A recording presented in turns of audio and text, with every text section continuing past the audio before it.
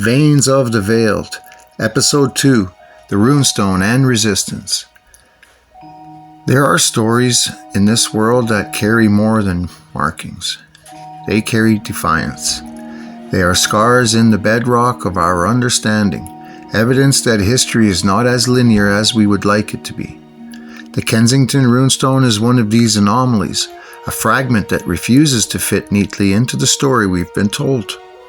Carved with ruins that speak of explorers in a land they should not have reached, its existence demands a question. What do we do when the past disobeys our timelines? For centuries, archaeology has built its foundation on certainty. Artifacts are dated, labeled, categorized, and locked away. Each discovery adds another brick to the grand architecture of what we think we know. But every so often, something surfaces, an artifact, a structure, a story that doesn't fit. Too old, too complex, too precise to belong. And when that happens, the gatekeepers of knowledge do what all entrenched systems do when threatened. They defend their narrative. The easiest defense is dismissal. Label it pseudoscience, a hoax, a fantasy. Today, this defense has evolved into something more refined. Through curated material, selective citation, and public shaming. Self-appointed experts like Flint Dibble use the language of authority and the tools of psychology to control perception.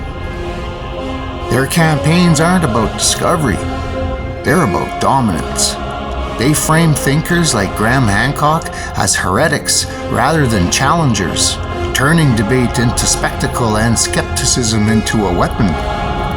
Because to accept even one anomaly is to admit that the story of civilization might be far older, deeper, and more interconnected than we've been led to believe. And that shakes the foundation of credibility. The Runestone stands as a case study in resistance. Not the resistance of stone, but the resistance of truth. The inscriptions tell of a journey, of a loss, a contact between worlds long before the official scripts of discovery were written. Whether the words are authentic or not, the reaction they provoke is revealing. It shows how fragile the architecture of accepted history truly is. The moment an object contradicts the sanctioned narrative, its existence becomes an inconvenience, a problem to be solved, or better yet, forgotten. But the stone remains. It has endured weather, scrutiny, and ridicule. Its message has been tested, retranslated, debated, and denied, yet it continues to whisper the same question into the silence. What else have we buried under the weight of disbelief? Across the world, there are similar anomalies. Carvings, maps, alignments, tools, each one hinting that our ancestors were not as isolated or primitive as our textbook suggests. Together, they form a constellation of inconvenient truths. These artifacts, runestones, scrolls, maps, are not just pieces of a puzzle. They are evidence of human curiosity, migration, and connection. They tell of explorers following stars and coastlines, of builders aligning temples with solstices, of civilizations exchanging ideas long before empires drew borders. And yet, for every discovery that expands our view of history, there is a corresponding force that narrows it again. This is resistance, not in the name of ignorance, but in the name of control. The narrative must remain intact because power depends on coherence. To question the story is to question authority itself. And so the stones, the scrolls, the anomalies are pushed to the edges of credibility. Their interpreters are silenced or ridiculed. But perhaps that is where the truth has always lived, in the margins, in the space between belief and evidence, in the friction between what is seen and what is allowed to be said. The runestone is more than an object, it is a mirror. It reflects both our need for certainty and our fear of it. It shows how easily we choose comfort over curiosity.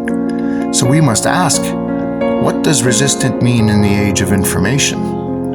Is it the act of questioning or the act of denial? When we encounter data that contradicts the narrative, do we examine it with openness or guard it with dogma?